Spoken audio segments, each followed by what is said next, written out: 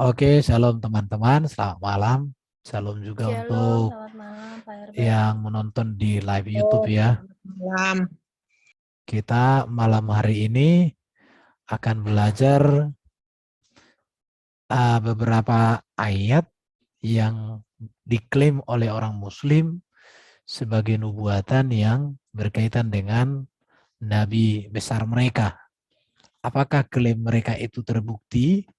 Kita akan membuktikan malam hari ini. Yang pertama, kita akan melihat dari Kejadian 12 ayat 1 sampai 3. Ya. Dari 12 ayat 1 sampai 3 ini dipahami mereka tentang anak perjanjian ya. Jadi anak perjanjian yang dijanjikan kepada Abraham itu diklaim mereka itu adalah Ismail dan nanti mereka kaitkan dengan Muhammad sebagai keturunan Ismail kan begitu. Kejadian 12 ini saya coret-coret sedikit ya.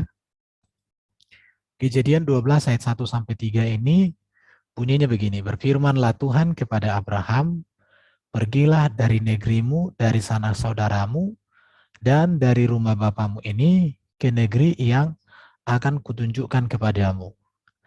Aku akan membuat engkau menjadi bangsa yang besar dan memberkati engkau, serta membuat namamu masyhur dan engkau akan menjadi berkat. Aku akan memberkati orang yang memberkati engkau, dan mengutuk orang yang mengutuk engkau, dan olehmu semua kaum di muka bumi akan mendapat berkat. Mereka katakan, aku akan membuat engkau menjadi bangsa yang besar.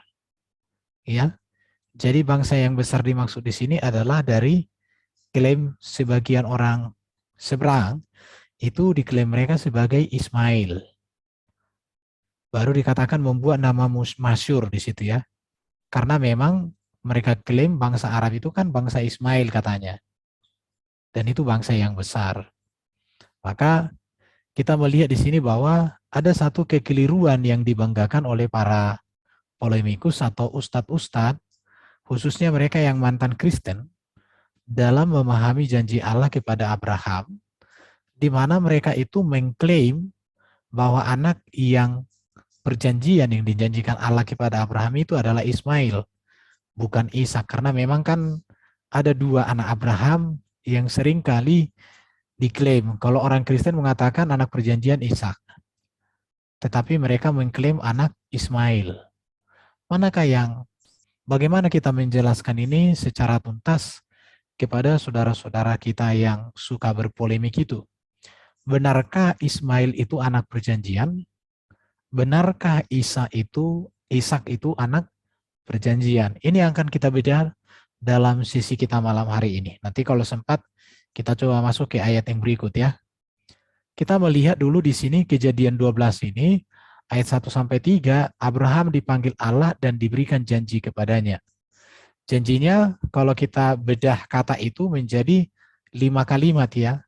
Engkau menjadi bangsa yang besar, memberkati engkau dan membuat namamu masyhur, engkau akan menjadi berkat, memberkati orang yang memberkati serta mengutuk orang yang mengutuk, olehmu semua kaum di bumi akan mendapat berkat. Mereka nanti akan klaim itu kepada nabi mereka, karena nabi mereka dikatakan dari keturunan Ismail. Tetapi hal ini harus dilanjutkan di dalam Kejadian 15 ayat 1 sampai 5. Di dalam Kejadian 15 ayat 1 sampai 5 itu janji Allah kepada seorang keturunan, atau janji Allah akan seorang keturunan kepada Abraham. Dikatakan Abraham di sini mengharapkan seorang anak kandung menjadi ahli waris. Jika tidak, maka hambanya Eliezer, orang Damsyik, akan menjadi ahli waris. Jadi kemudian Tuhan menjanjikan anak kandungnya kelak akan jadi ahli waris dan keturunannya kelak akan seperti bintang di langit. Semua ini mereka klaim ini menunjuk kepada Ismail, bahkan ini pun mereka harapkan itu kepada Ismail juga. Tetapi kita lihat ya kelanjutannya, dalam Kejadian 15 ayat 13 sampai dengan ayat 15, coba saya baca ya, Kejadian pasal 15 itu bunyinya bagaimana.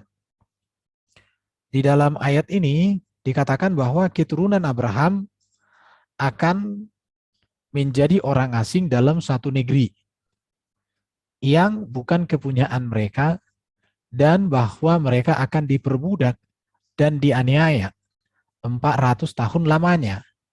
Tetapi bangsa yang akan memperbudak mereka akan dihukum, kuhukum kata Tuhan ya. Dan sesudah itu mereka akan keluar dengan membawa harta benda yang banyak. Ini bisa dibandingkan dengan Keluaran 12 ayat 34-39. Jadi kalau mereka klaim bahwa bangsa yang besar yang dijanjikan kepada Abraham itu dan yang dijanjikan di sini di dalam Kejadian 12 ayat 1 sampai 3 itu adalah Ismail, maka sebenarnya di Kejadian 15 ayat 13 sampai dengan ayat 15 ini sudah gugur. Ini ya. Ini di sini itu tidak mungkin lagi ini Ismail. Kenapa? Karena di Kejadian 15 ayat 13 sampai 16 itu yang bangsa keturunan Abraham diperbudak selama 400 tahun itu dari keturunan Ishak. Ishak baru Yakob, bukan Ismail. Ini. Karena dulu ada orang Muslim mengklaim bahwa anak yang dijanjikan itu adalah Ismail, kata mereka di sini. Tetapi kita belum begitu jauh membahas sebenarnya. Dari sini sudah kelihatan apakah keturunan Ismail pernah diperbudak di Mesir? Teman-teman pernah nggak keturunan Ismail diperbudak? Nggak pernah dengar sih. Nggak ada kan? Ya. Tapi yang diperbudakkan itu keturunan Yakub ya kan? Iya, Yakub. Di mana yang duluan berangkat siapa itu? Yusuf. Iya. Kemudian ketika terjadi kelaparan, datanglah saudaranya yang 10. Kemudian ikut yang 1. Dan seterusnya kan. Jadi di sini sebenarnya sudah gugur ya. Tetapi kebiasaan para polemikus itu kan seringkali mengklaim tanpa membaca secara utuh. Namanya juga polemikus ya. Jadi dari sini sudah gugur sebenarnya. Tetapi akan kita lihat lebih detail lagi ya. Siapakah yang dijanjikan menjadi bangsa yang besar dan menjadi berkat? Apakah itu Ishak atau Ismail? Tetapi sudah satu bukti ya bahwa itu sudah pasti Ishak. Kalau berdasarkan Kejadian 15 ayat 13 sampai dengan 15. Kita lanjut dulu ya. Kita masuk kepada Kejadian 16 ayat 1 sampai 4. Di mana dikatakan Sarai memberi Hagar budaknya untuk melahirkan anak bagi Abraham. Kita tahu kan, ketika Sarah memberikan Hagar untuk Abraham itu, tujuan dia sebenarnya kan karena sudah tidak sabar menantikan keturunan. Mereka berpikir bahwa nggak mungkin lagi, ini udah tua, udah lama kali Tuhan ini, masa lagi punya. Akhirnya si Sarai memberikan Hagar sebagai budak untuk melahirkan. Karena begini ya, di Kejadian 15 ini, mereka klaim ini masih, di sini kan Ishak sama Ismail belum lahir ini. Belum lahir di Kejadian 15 ayat 13 sampai 15. Belum lahir Ismail juga belum lahir, apalagi Ishak. Kemudian di Kejadian 16 ayat 1 sampai 4, Sarai memberikan Hagar budaknya untuk melahirkan anak bagi Abraham. Di mana dikatakan Sarai dan Abraham tidak percaya kepada janji Allah tentang seorang anak kandung ya. Akhirnya Sarai memberikan Hagar hambanya untuk melahirkan keturunan Abraham. Jadi perkawinan Abraham dengan Hagar ini adalah inisiatif, sebenarnya bukan apa ini, inisiatif Sarai, bukan atas perintah Allah. Dan ini merupakan sikap Abraham dan Sarai menyimpang ya. Jadi mereka di sini sama-sama menyimpang dari janji Allah. Kenapa? Karena mereka sudah menanti, tidak sabar. Akhirnya Abraham dan Sarai berinisiatif atau merancang sebuah rancangan untuk memberikan Hagar hambanya supaya melahirkan keturunan. Tetapi pertanyaannya, apakah anak yang dilahirkan Hagar ini yang dikehendaki Tuhan? Di sini kita melihat bahwa Sarai memberikan Hagar kepada Abraham bukan atas perintah Tuhan. Bukan perintah Allah kita. Tetapi Sarai memberikan Hagar kepada Abraham adalah inisiatif dari Sarai yang disetujui oleh Abraham, tetapi tidak ada perintah atau persetujuan dari Tuhan sendiri. Tidak pernah, tidak ada. Baru kalau kita lanjut di Kejadian 16 ayat 5-9, Hagar ini diusir Sarai, namun disuruh kembali oleh Tuhan kepada Sarai, nyonya tuannya. Perhatikan di sini. Kenapa si Hagar diusir oleh Sarai? Karena si Hagar ini setelah hamil, dia mulai menyombongkan diri atau menganggap rendah si nyonyanya. Akhirnya disuruh pulang. Disuruh untuk diusir. Diusir sama Hagar, diusir Sarai. Tetapi kita melihat di sini, di dalam data ini dikatakan Sarai menindas Hagar atas seizin Abraham karena sikapnya tidak menghargai Sarah. Jadi di sini seizin Abraham. Perhatikan ya. Jadi memang kalau pernikahan atau perkawinan tanpa seizin Tuhan rata-rata ribut memang ya. Makanya kita bersyukur perkawinan kita dipersatukan dalam Tuhan, bukan dipersatukan dalam kegelapan, apalagi dalam remang-remang. Begitu. Di sini kita melihat Hagar melarikan diri, namun disuruh malaikat Tuhan untuk kembali kepada Sarai dan Abraham di sini ya. Jadi di sini Hagar itu melarikan diri, tertindas dia. Tetapi disuruh Tuhan untuk kembali. Masuk kita Kejadian pasal 16 ayat 10, janji Tuhan kepada Hagar tentang anak yang dilahirkannya bagi Abraham. Memang ada janji Tuhan.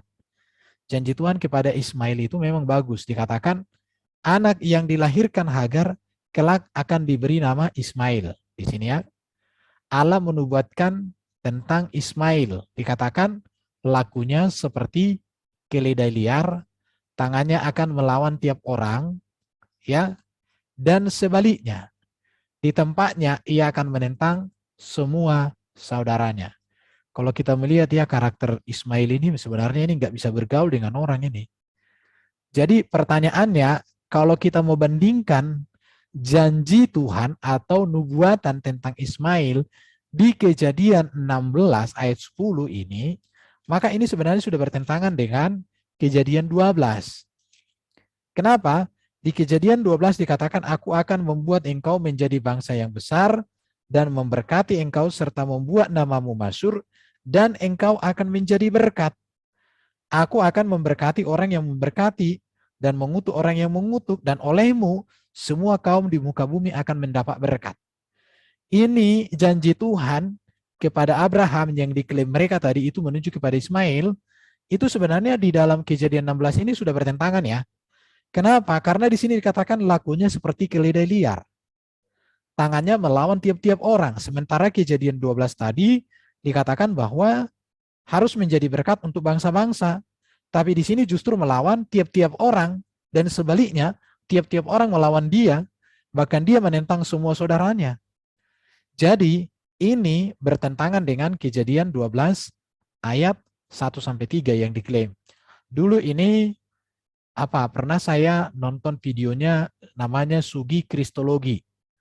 Punya channel dia, sekarang kayaknya 200.000 subscribe-nya. Tapi isinya itu menghujat atau merendahkan kekristenan. Dan ini dipaparkan dia, Kejadian 12 ini menunjuk kepada Ismail. Dan ditarik dia ini kepada baginda Muhammad katanya. Tetapi nubuatan kepada Ismail, janji kepada Ismail dalam Kejadian 16 ayat 10 ini sudah tidak cocok dengan Kejadian 12 ayat 1-3. Enggak cocok ya? Setuju kawan-kawan? Halo? Setuju, Pak. Supaya kita ini ya. Jadi kita melihat di sini bahwa kalau orang Muslim atau saudara-saudara kita polemikus itu mengklaim bahwa Kejadian 12 ayat 1-3 janji Allah kepada Abraham itu menuju kepada Ismail, maka Kejadian 16 ayat 10 sudah menggugurkan. Karena di dalam Kejadian 12 jelas dikatakan menjadi berkat untuk bangsa-bangsa. Tetapi untuk Ismail di sini justru menjadi musuh bagi bangsa-bangsa, sumber keributan. Ya, makanya kalau kita melihat sekarang memang kan daerah-daerah Timur Tengah sana kan rata-rata ribut ya. Barangkali ya itulah kegenapannya. Oke, kita lanjut ya. Kita masuk kepada Kejadian 17 ayat 1 sampai 8. Di sini kita melihat Allah kembali berjanji akan memberikan seorang anak kepada Abraham. Tadi, perhatikan ya, di dalam ayat ini Ismail sudah lahir. Oke. Jadi kejadian sebelum kejadian 17 ayat 1, ini Allah kembali berjanji akan memberikan seorang anak kepada Abraham. Jadi dari sini kita melihat bahwa Ismail sudah lahir bagi Abraham. Ya. Tetapi Allah masih tetap, ya, di sini Allah masih tetap menjanjikan kelahiran seorang anak yang menjadi ahli waris bagi Abraham. Artinya begini, kalau Ismail itu adalah anak perjanjian yang dijanjikan Allah dalam Kejadian 12 ayat 1 sampai 3, maka janji Allah di dalam Kejadian 17 ayat 1 sampai 8 tidak akan diulangi lagi. Karena Ismail sudah lahir. Tidak mungkin lagi Allah berjanji akan memberikan seorang anak sebagai anak perjanjian kepada Abraham kalau memang Ismail itu sudah adalah anak perjanjian karena Ismail sudah lahir. Nah, di situ. Di sini dikatakan Ismail sudah lahir bagi Abraham, tetapi Allah masih tetap menjanjikan kelahiran seorang anak yang menjadi ahli waris bagi Abraham. Jika Ismail, anak yang dijanjikan di dalam Kejadian 12 ayat 1 sampai 3, maka tidak mungkin Allah kembali berjanji untuk memberikan keturunan kepada Abraham. Dan hal ini terbukti di dalam Kejadian 17 ayat 18 sampai 21 dikatakan begini. Dan Abraham berkata kepada Allah, kiranya Ismail diberi. Perhatikan ini, saya baca dulu. Saya ambil kacamata dulu biar ketok. Oke, Kejadian 17 ayat 18. Dan Abraham berkata kepada Allah, sekiranya Ismail diperkenankan hidup di hadapanmu. Tetapi Allah berfirman, tidak, melainkan istrimu Sarah lah yang akan melahirkan anak laki-laki bagimu, dan engkau akan menamai dia Ishak, dan aku akan mengadakan perjanjianku dengan dia menjadi perjanjian yang kekal untuk selama-lamanya. Tetapi tentang Ismail, aku telah mendengarkan permintaanmu. Ia akan kuberkati, kubuat beranak cucu dan sangat banyak. Ia akan memperanakkan 12 raja dan aku akan membuatnya menjadi bangsa yang besar. Tetapi perjanjianku akan kuadakan dengan Ishak yang akan dilahirkan dilahirkan Sarah bagimu tahun yang akan datang pada waktu seperti ini juga. Jadi klaimnya sudah semakin gugur ya. Sudah 3 peristiwa yang sangat nyata menggugurkan bahwa Ismail bukan anak perjanjian. Sudah ada 3 ayat. Sudah 3 tahapan. Jadi Kejadian 17 ayat 1 sampai 8, tidak mungkin Allah menjanjikan seorang anak perjanjian yang tetap kepada Abraham jikalau Ismail yang sudah lahir adalah anak yang dijanjikan oleh Allah itu. Dengan demikian sebenarnya klaim dari para polemikus sudah gugur. Kejadian 17 ayat 18 sampai 21 Abraham menyampaikan permohonan. Abraham bahkan meminta kepada Tuhan supaya Ismail berkenan di mata Tuhan. Tetapi kenyataannya apa? Tuhan menolak. Artinya Tuhan menetapkan bahwa anak yang lahir kemudian, siapa yang lahir kemudian ini? Sudah pasti Ishak yang harus menjadi ahli waris yang menggenapi janji Allah. Harus Sarah lah yang melahirkan anak bagi Abraham sebagai pewaris dan pemilik janji kekal dengan Allah. Dan hal ini digenapi di dalam Kejadian 21 ayat 1 sampai dengan ayat 7. Oke. Jadi ini sudah sangat membuktikan ya. Jadi Kejadian 21 ayat 1 sampai 7 Ishak lahir. Kita lihat ya. Kejadian 21 ayat 1 sampai 7 ini di sini dikatakan Ishak lahir. Tuhan memperhatikan Sarah seperti yang difirmankannya dan Tuhan melakukan kepada Sarah seperti yang dijanjikannya. Maka mengandunglah Sarah lalu melahirkan seorang anak laki-laki bagi Abraham dalam masa tuanya pada waktu yang telah ditetapkan sesuai dengan firman Allah kepadanya. Abraham menamai anak yang baru lahir itu Ishak yang dilahirkan Sarah baginya. Kemudian Abraham menyunat Ishak anaknya itu ketika berumur 8 hari seperti yang diperintahkan Allah kepadanya. Adapun Abraham berumur 100 tahun ketika Ishak anaknya lahir baginya. Berkatalah Sarai, Allah telah membuat aku tertawa, sebab orang yang mendengarnya akan tertawa karena aku. Lagi katanya, siapakah tadinya yang dapat mengatakan kepada Abraham, Sarah menyusui anak, namun aku telah melahirkan seorang anak laki-laki baginya pada masa tuaku. Jadi Kejadian 21 ayat 1-7 Ishak lahir, ini menggenapi janji Allah di dalam Kejadian pasal 1 ayat 3, Kejadian 15 ayat 1-6, dan Kejadian 17 ayat 1-8. Maka di sini kita melihat ada 3 ayat yang menggugurkan kalau Kejadian 12 ini dipandang Ismail. Kalau menganggap bahwa janji Tuhan kepada Abraham itu Ismail, maka itu sudah gugur di Kejadian 15 ayat 1-6, Kejadian 17 ayat 1-8, dan Kejadian 21 ayat 1-7. Jadi ini gugur. Jadi mereka itu tidak suka kronologi sejarah ya. Maka dikatakan Tuhan memperhatikan Sarai seperti yang difirmankannya dan dijanjikannya. Kelahiran Ishak membawa sukacita bagi Abraham. Abraham dan Sarah tertawa, artinya apa yang mereka nantikan selama ini sudah dikabulkan oleh Tuhan. Jadi bukan Ismail anak perjanjian. Bukan Ismail yang anak perjanjian. Kita mulai dari situ. Jadi Kejadian 21 ayat 8-21, Hagar dan Ismail diusir Abraham dan Ismail mendapat janji dari Allah. Setelah itu Ishak dan Ismail bertemu kembali pada saat Abraham meninggal dunia. Jadi kehadiran Ishak ini berdampak besar bagi keberadaan Ismail dan Hagar. Kenapa? Hagar dan Ismail itu diusir oleh Sarai. Diusir oleh Sarai dan Abraham. Ya. Dan tidak diperbolehkan ambil bagian dalam warisan Abraham. Ismail hanya mendapatkan pemberian Abraham, perhatikan. Jadi hak warisan tidak diberikan Abraham kepada Ismail, tetapi yang diterima adalah hanya pemberian. Maka dengan demikian jelas, klaim dari mereka bahwa anak perjanjian itu adalah Ismail, itu gagal total. Jadi memang Ismail diberkati Tuhan ya.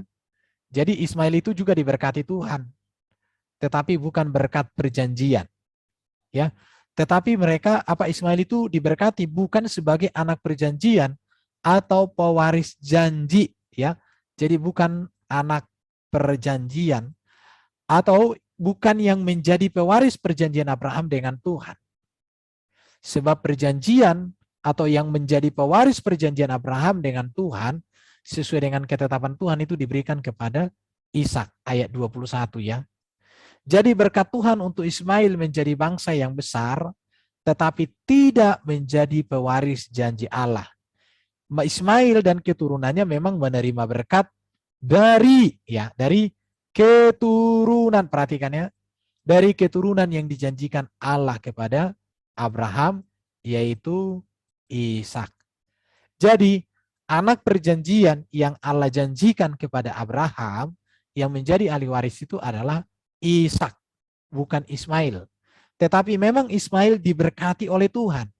Tetapi berkat kepada Ismail itu diberikan oleh Tuhan melalui Ishak atau melalui anak perjanjian yang sesungguhnya. Itulah Ishak. Oke, makanya kita lihat sekarang ini kan keturunan-keturunan Ismail diberkati oleh keturunan Ishak. Kejadian 22 ayat 1-14 kita lihat Ishak dibawa ke Gunung Moria untuk dipersembahkan kepada Allah. Kejadian 22 ini mereka klaim ini adalah Ismail. Kata mereka yang dibawa ke Gunung Moria yang hendak dipersembahkan itu kan Ismail. Tetapi kalau dilihat kronologinya itu tidak mungkin ini Ismail. Kenapa? Karena Kejadian pasal 21, perhatikan ya.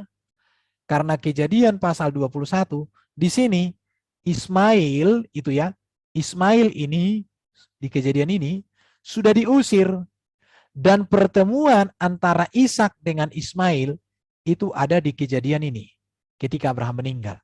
Jadi antara Kejadian 21 dengan Kejadian 25 ini ada Kejadian 22.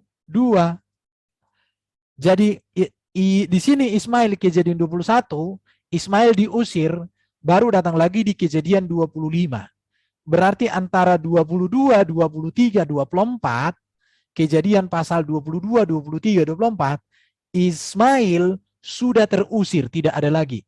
Sedangkan peristiwa ke Gunung Moria itu di Kejadian 22. Jadi kalau mereka mengklaim bahwa Ishaklah atau kalau mereka klaim Ismail yang dipersembahkan, maka ini namanya cacat sejarah. Karena kitab suci yang dituliskan oleh Musa ini menceritakan bahwa pertemuan atau Ismail ada di rumah Abraham, di rumah Sarah, dan di rumah Ishak itu hanya sampai Kejadian 21. Tetapi di Kejadian 22, 23, 24 dia tidak ada, dia sudah diusir pergi bersama mamanya ke Mesir. Di situ ya. Dan Kejadian 25 mereka bertemu saat Abraham meninggal, datang Ismail. Sedangkan peristiwa pengorbanan Abraham ke Gunung Moria itu Kejadian 22. Maka ini sudah pasti bukan Ismail. Bahkan kalau kita baca Kejadian 22 ayat 1 sampai 14, nama Ishak di sini dituliskan banyak sekali. Tidak ada dikatakan di situ Ismail. Jadi hal ini membungkam klaim yang berkata bahwa yang dipersembahkan adalah Ismail atau anak perjanjian itu adalah Ismail. Peristiwa Abraham diuji Tuhan lama setelah peristiwa Ismail telah diusir. Ismail telah diusir terlebih dahulu sebelum peristiwa Ishak dibawa ke gunung untuk dipersembahkan, walaupun kemudian digantikan oleh binatang domba yang disiapkan oleh Allah. Jadi dari sini kita melihat ya, kalau mereka mengklaim bahwa Ismail anak perjanjian atau Ismail yang dikorbankan, itu cacat sejarah. Itu tidak benar. Jadi klaim mereka nanti dari sini ditariklah bahwa baginda Rasul mereka itu keturunan Ismail, maka dialah yang menggenapi Kejadian 12 ayat 1 sampai 3. Itu klaim yang sangat bertentangan dengan fakta sejarah. Jadi bukan Ismail anak perjanjian, walaupun dia menerima berkat, tetapi berkat yang diberikan kepada Ismail adalah berkat yang Allah berikan kepada Ishak. Ishaklah yang menjadi berkat untuk Ismail.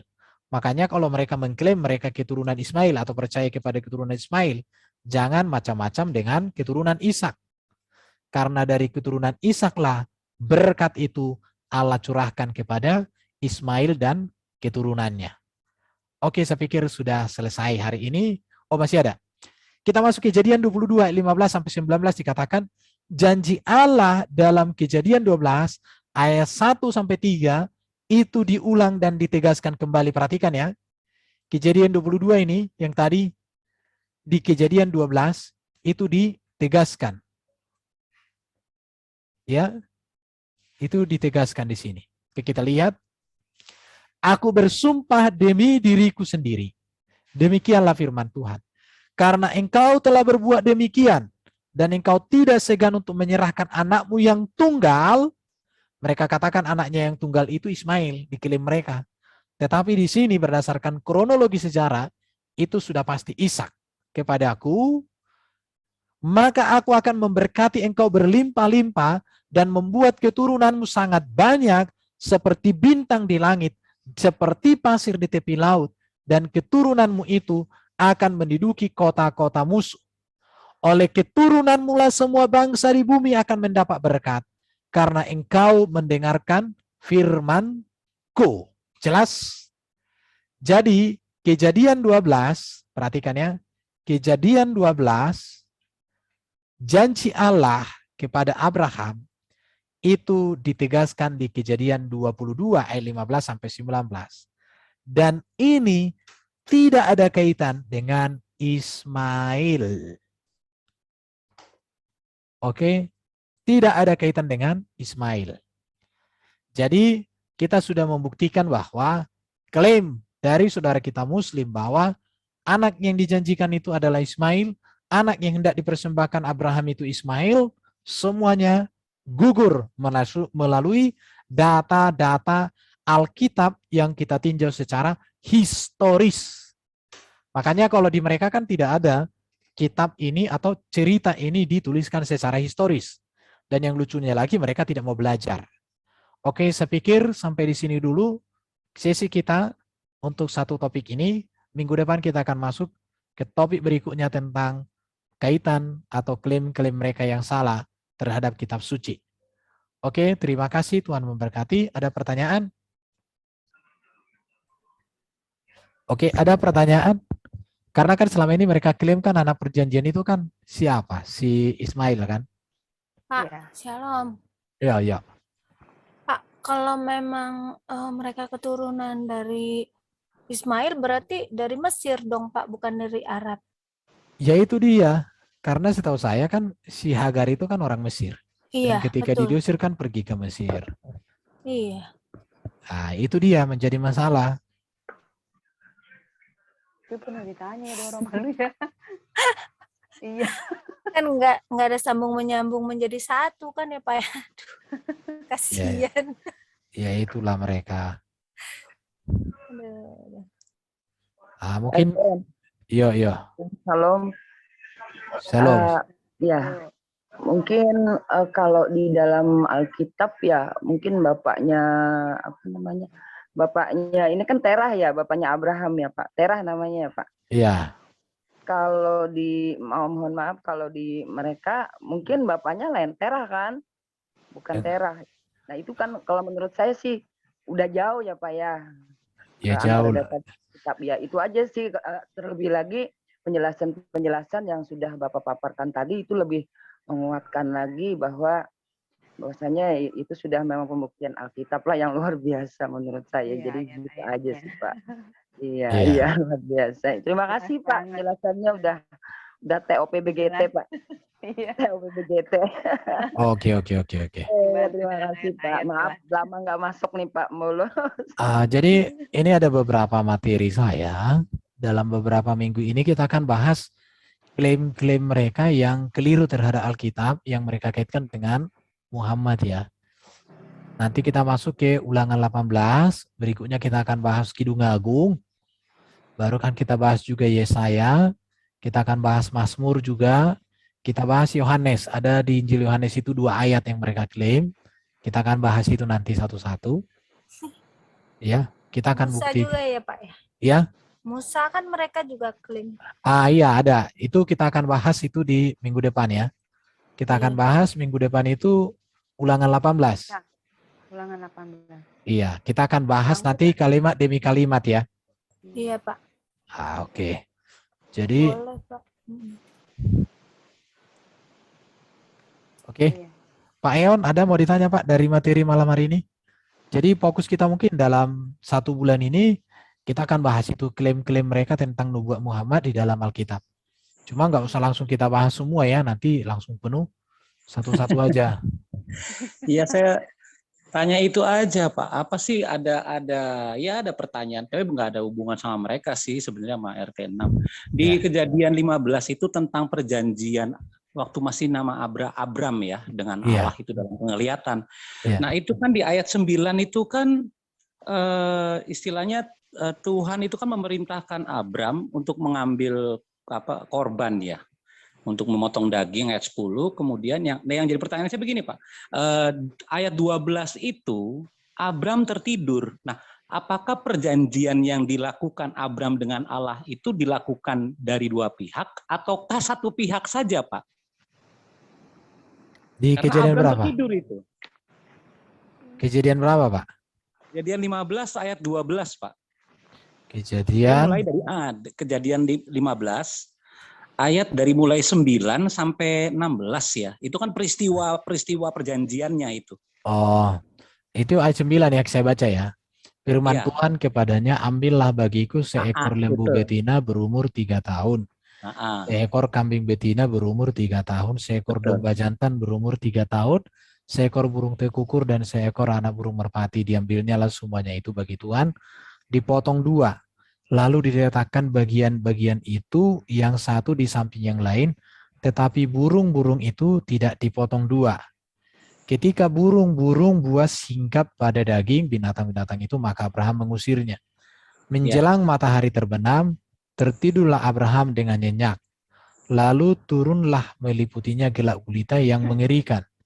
Firman Tuhan kepada Abraham, ketahuilah dengan sesungguhnya bahwa keturunanmu akan menjadi orang asing dalam suatu negeri yang bukan kepunyaan mereka, dan bahwa mereka akan diperbudak dan dianiaya 400 tahun lamanya. Tetapi bangsa yang akan memperbudak mereka akan kuhukum, dan sesudah itu mereka akan keluar dengan membawa harta benda yang banyak. Tetapi engkau akan pergi kepada nenek moyangmu dengan sejahtera. Engkau akan dikuburkan pada waktu telah putih labu. Tetapi keturunanmu yang keempat akan kembali ke sini. Sebab sebelum itu kedurjanaan orang Amori itu belum genap. Ayat 12 ini kan, menjelang matahari terbenam, tertidurlah Abram dengan nyenyak. Nah, itu Pak. Jadi karena tertidur, terus narasinya kan Allah yang berfirman. Artinya kan Abram tertidur waktu Allah berfirman. Itu ini saya, maksudnya pemikiran saya seperti itu, Pak. Karena nanti penutupnya kan di ayat 17 kan. Setelah Allah itu dia berkata-kata, ya kan, bernubuat itu, nanti tutupnya 17. Cuma pertanyaan saya itu, posisi Abram itu dia apakah dalam keadaan sadar, apakah dalam keadaan tertidur? Waktu dia membuat perjanjian dengan Allah itu. Itu sih, Pak. Oh, ini seru Pak. Tetapi kalau kita melihat di sini, bisa saja Abraham ini kecapean menunggu kan, setelah dipotong-potong, diolah, udah capek dia, jadi dia berserah, Tuhan kuserahkan ke dalam tanganmu. Tetapi kan Tuhan berbicara kepada orang juga dalam peristiwa, mungkin ini dalam mimpi bisa saja perjanjian itu tidak masalah juga, Pak. Memang. Iya. Jadi artinya kan Allah yang istilahnya dia yang berjanji kan di sini kan. Dia bernubuat yang berjanji, sekalipun Abram dalam posisi tertidur, tetapi kan sebetulnya dalam perjanjian itu kan dalam posisi yang kedua sama-sama sadar kan. Artinya kan Allah yang berjanji, Allah yang menggenapinya. Kalau saya sih itu, Pak, pemikiran saya sih itu. Iya, enggak masalah, Pak. Artinya kalau dia di sini tertidur, tetapi kepastikan ketika matahari telah terbenam. Kalau di atas dikatakan menjelang matahari terbenam. Iya, menjelang, betul. Jadi ketika telah terbenam, hari menjelang, maka kelihatanlah perapian yang berasap beserta suluh yang berapi lewat di antara potongan-potongan daging itu. Pada hari itulah Tuhan mengadakan perjanjian Abraham, serta berfirman, kepada keturunanmu kuberikan negeri ini, dan seterusnya ya. Jadi Abraham di sini tertidur nyenyak, mungkin dia sudah capek. Tetapi saat dia tertidur itu, dia mengalami satu peristiwa ajaib dengan Tuhan. Dan itu sekaligus membangunkan dia. Ketika dia bangun, maka dia lihat semua korban yang dipersembahkan dia itu, ada api yang nyala di situ. Iya, betul. Saya melihat kronologinya, Pak, di situ. Jadi memang dia tertidur. Kenapa dia tertidur? Ya kalau melihat dari kerjanya ini, bayangkanlah, Pak. Ambil bagiku seekor lembu betina berumur 3 tahun, dan seekor. Diambilnya lah semuanya itu dipotong 2, lalu diletakkannya. Motong ini kan capek ini, Pak. Iya, udah capek benar. Udah capek dia mempersiapkan semuanya, ditaruh di tempat yang bagus. Ya dia mungkin menunggu Tuhan. Ya ketiduran dia nyenyak. Tetapi di tidurnya itulah Tuhan berbicara secara langsung kepadanya. Tetapi ketika dia bangun, apa yang datang di dalam dirinya itu nyata. Jadi sebenarnya Tuhan berbicara secara ajaib kepadanya. Enggak masalah, Pak. Enggak masalah. Bagus, Pak. Iya, betul. Makanya kan saya lebih yakin bahwa semenjak kejatuhan manusia itu kan memang dia menyatakan dirinya dengan firman-Nya. Iya. Itu Pak maksud saya. Makanya waktu kemarin waktu di tempat di roomnya WAFM itu kan sempat ada perdebatan. Bapak kan masih ingat dengan Pak Penjala itu ya, yang Oh, menyatakan bahwa roh itu ada wujud, sosok. Nah itu makanya waktu Fek Duran dia menyatakan di dalam Keluaran 3:23 ya Keluaran 23 itu kan memang saya udah bilang sama dia, Pak, yang namanya roh tidak berwujud. Itu makanya Tuhan itu menyatakannya konsisten di dalam perjanjian lama itu jelas sekali firman dan rohnya, makanya ada malak Yahweh, ada dafar Yahweh. Cuma iya, dalam perjanjian baru lebih jelas lagi dia mana firman Yesus, mana rohnya.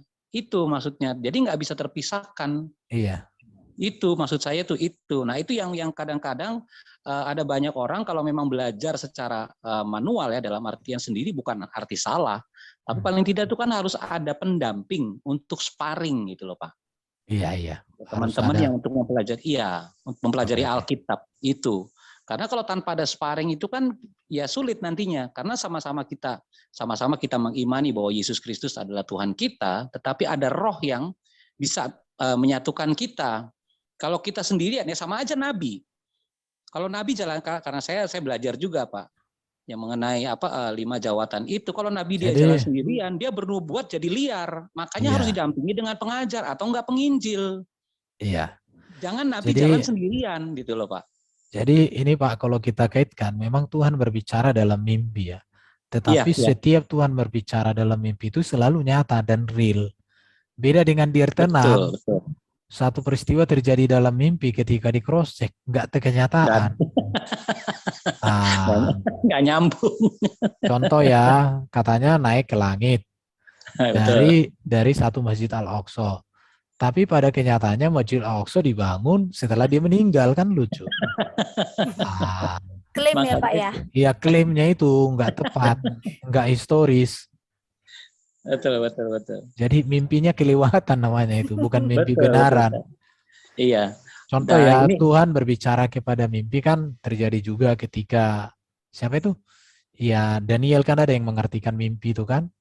Kepada betul. Yusuf juga kan ada mimpi. Tetapi mimpi itu bukan mimpi yang memiliki makna. Nah, itu. Jadi kalau Abraham pun di sini dia tertidur nyenyak dan Tuhan berbicara ketika dia dalam tertidur itu ya. Tapi jangan juga nanti ini jadi kita tarik kepada diri kita. Kalau gitu kita tidur-tiduran yuk biar Tuhan berbicara. Jangan. Itu namanya ngatur Tuhan, Pak. Ya, banyak loh orang kayak gitu Dikira suara kan. Tuhan nggak taunya Tidur bukan suara Ah. Tuhan. Aduh. Ada loh orang kayak gitu. Ayo tertidur yuk biar Tuhan berbicara. Abraham aja kan tidur nyenyak itu katanya. Itu kan namanya disengaja. Itu namanya mencobai kan. Itu namanya klaim Pak. Kalau saya sih lebih kepada bahwa Tuhan itu konsisten. Sekalipun Abraham tertidur, tapi perjanjiannya itu yang dia kekal itu. Itu yang dia konsisten di situ. Sekalipun Abraham tertidur ya, tapi dia yang menyatakan bahwa dia tuh memang dia yang bisa menyatakan lewat firman tadi. Makanya kalau dari ayat 1 kan maka Allah lewat firman-Nya dia menyatakannya walaupun dalam sebuah penglihatan kan Pak. Itu maksud saya itu. Jadi sudah jelas sebetulnya. Kalau kita tarik dari Adam itu kan nggak mungkin orang tidak ada yang bisa lihat Allah. Tetapi Allah menyatakan dirinya lewat firman dan rohnya. Iya. Itu sih Pak. Gitu Oke, aja Pak. siap, Terima siap. kasih. Pak Elben. Jadi apa ini kita coba nanti apa ayat-ayat yang diklaim mereka secara keliru dulu kita bahas satu-satu. Minggu depan kita akan bahas tentang kitab apa ini ya. Saya sudah siapkan ini ulangan. Ya, Oke. ulangan 18 ya, Pak. Iya, ulangan 18. Banyak yang diklaim sama mereka Pak. Iya, Nggak bisa. Pasti benturan Pak. Karena tadi di kejadian 17 ya, 17, 18, 19 itu sudah pasti. Kalau mereka merujuknya Ismail segala macam nggak bisa. Memang diberkati. Itulah keadilannya Allah. Sekalipun bukan anak apa namanya ya katakanlah anak haram lah kalau bahasa sekarang. Tapi namanya Allah itu adil. Tetap diberikan berkat itu. Keturunanmu juga akan menjadi bangsa yang besar. Tetapi pada saat kata-kata itu dikutip ada 12 anak dari Ismail. Nah, waktu mereka untuk memasukkan sebagai 12 suku Israel nggak bisa. Karena Tuhan itu, Allah itu, dia Allah perjanjian. Dia perjanjiannya dengan Abraham itu akan melahirkan Ishak. Dari Ishak baru keluar Yakub. Barulah suku-suku Israel baru keluar dari situ. Makanya nggak bisa dipaksakan.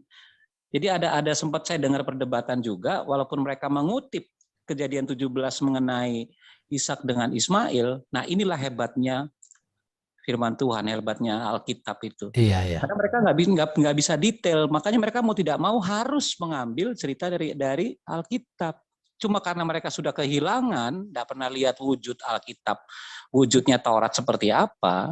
Iya. Disitulah mereka jadi nggak bisa berdiskusi, Pak. Oke. Itu sih Pak dari saya sih. Oke, terima kasih Sep. Jadi kita bahas sikit-sikit, nanti semua akan terbuka juga sama mereka itu. Betul. Karena memang enak sih Pak. Kalau Alkitab kalau dibahas itu panjang. Semakin dibahas, dia semakin terbuka benderang. Iya Kalau Pak. Karena kalau kitab sebelah semakin dibahas, semakin pusing mereka menjawab. Iya loh. Makin ribet. Dongeng, Pak. Iya, kitanya Ya. kayak kemarin itu loh, kita bahas itu jin bertelur, tahu gak? Aduh. Aduh, Pak, dengar surganya aja udah horor, apalagi itu. Aduh. Iya. Pokoknya kalau bicara sama mereka itu jaga urat aja Pak. Iya. Saya dengerin Pak Erben juga tahan supaya tong pakai urat begitu maksudnya kalau ngomong. Iya. Pak Erben udah tahan dibanting ya, Pak. Oh, kalau kita santai aja sama mereka, nggak usah pusing-pusing. Benar. Itu Tidak sudah. terpancing ya Pak.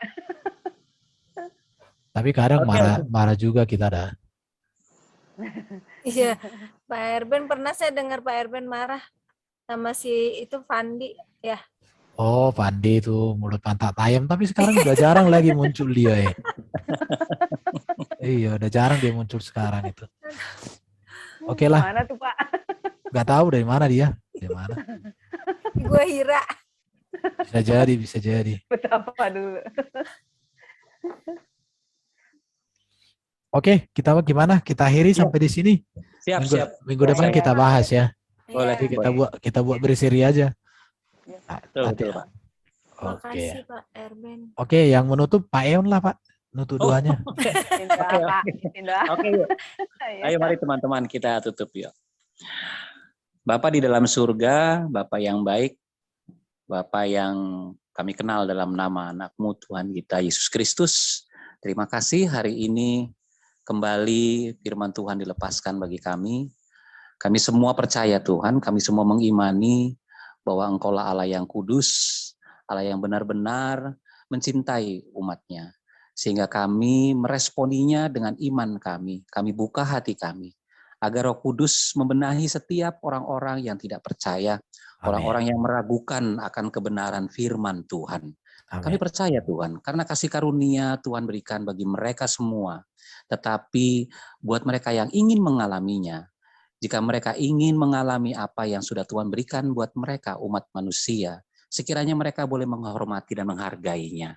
Itulah kasih karunia yang luar biasa yang Engkau berikan bagi kami. Oleh karena itu, bersyukurlah kami semua Tuhan, oleh karena kasih karunia dan anugerah Tuhan, sehingga kebenaran demi kebenaran boleh dinyatakan untuk kami. Kami berdoa untuk orang-orang yang mendengarkan akan channel ini, kiranya Tuhan menuntun mereka, kiranya mereka juga boleh membuka hati mereka. Amin. Sehingga mereka mendapatkan pencerahan, melihat bagaimana Allah yang begitu besar, Allah yang maha kuasa, menyatakan dirinya lewat firman dan rohnya.